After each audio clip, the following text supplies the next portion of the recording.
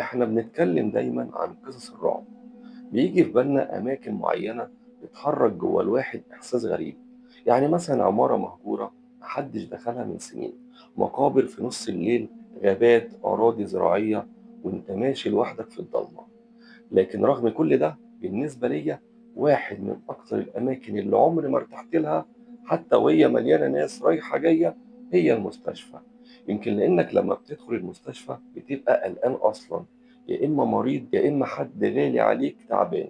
غير كده بقى سمعت كتير جدا عن حكايات رعب حصلت جوه المستشفيات، وقصة النهاردة واحدة من القصص اللي لما تقراها أو تسمعها هتحس بقشعريرة تمشي في ظهرك، لأنها حصلت فعلا، وحصلت مع ممرضة في وقت تدريبها العملي. قصة بعتتها لنا أخت اسمها وفاء، وبتقول إن اللي حصل كان سنة 2023 وقت ما كانت في التدريب العملي جوه المستشفى علشان تتخرج من مدرسة التمريض الثانوي. التدريب ده كان مدته 3 شهور، والمدرسة بعتت 5 طالبات لنفس المستشفى، لكن اللي هيفضلوا أبطال القصة هما وفاء وزميلتها كوثر. أول أسبوعين عدوا عادي جدا، الشغل ماشي كويس، وكل ما يقف قدامهم أي حاجة كانوا بيلجأوا لممرضة اسمها ميس هدى. كانت المشرفة عليهم وست خبرة وتبان صارمة شوية، لكن في نفس الوقت فاهمة شغلها. وفاء بتقول إن في الأول كانت حاسة إن التجربة مفيدة وإنها بتتعلم بجد، لكن محدش كان يتوقع إن مع بداية الأسبوع الثالث كل حاجة اتغيرت. الليلة دي كانت وردية ليل وفاء وكوثر، كانوا سهرانين على غرفة حديث الولادة. الغرفة دي اللي ما يعرفهاش بتبقى للأطفال اللي محتاجة رعاية خاصة. الغرفة عادة بتشيل من 6 ل8 أطفال، والزيارة فيها ممنوعة تماما، حتى الأم نفسها ما تدخلش ولا ترضع طبيعي. كل حاجة بتحصل عن طريق التمريض. الليل كان هادي، ووفاء وكوثر قاعدين في غرفة التمريض مع ميس هدى لحد ما دخل أمين جايبين لبن الشفط. ميس هدى سألتهم عن الأسامي وأخدت اللبن، وبعتت وفاء ترضع بيبي مدام منى، وكوثر ترضع بيبي مدام دنيا. بعد شوية كوثر خلصت ووفاء لسه، فكوثر رجعت غرفة التمريض وسابت وفاء تكمل لوحدها. ولما وفاء خلصت وهي خارجة من الغرفة لمحت ست ماشية ببطء شديد في آخر الطرقة، شكلها مرهق، وشها شاحب، خطواتها تقيلة كأنها لسه والدة. الست وقفت وعينها جت في عين وفاء. وفاء بطبيعتها افتكرتها أم محتاجة مساعدة، قربت منها وقالت لها حضرتك محتاجة حاجة؟ الست بصوت واطي جدا قالت عايزة أرضع ابني، وعايزة أرضع ابني بنفسي، ينفع؟ وفاء حست بقلبها بيتعصر، لأنها فاهمة إحساس أي أم مولودها جديد، لكن القواعد صارمة. قالت لها بلطف من الأفضل تشفطي اللبن. الست قطعتها أنا نفسي أرضعه بإيدي. وفاء فكرت شوية وقالت لها تستني غرفة الانتظار وأنا هسأل المشرفة.